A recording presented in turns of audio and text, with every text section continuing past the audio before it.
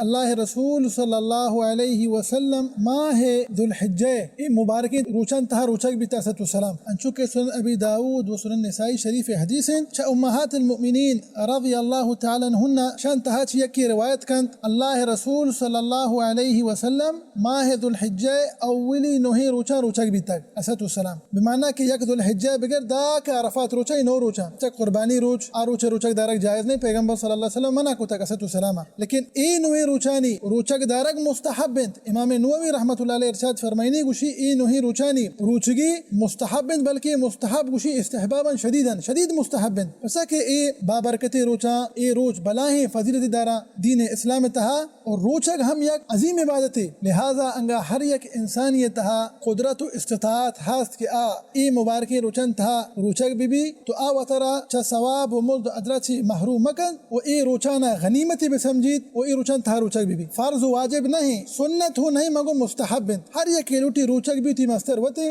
ہر یک نلوٹی روچک بھی اہم تی مستر وتے لیکن اشیاء خالی من عزیز تو بزان کہ ای دنیا تمام دنیا شتریں و بہترین افضل تر روچ ہمیں دہیں روچا کہ پیغمبر صلی اللہ علیہ وسلم علیہ الصلوۃ والسلام اے نوہے روچا روچک بھی تک ست والسلام لہذا من عزیز وعدے منو تو پیغمبر صلی اللہ علیہ وسلم مبارک سنتاً سر عمل بکنند اور اے مبارک روچانا غنیمتی بسمجن تو شنتہا کوہتائی و سستی مکنند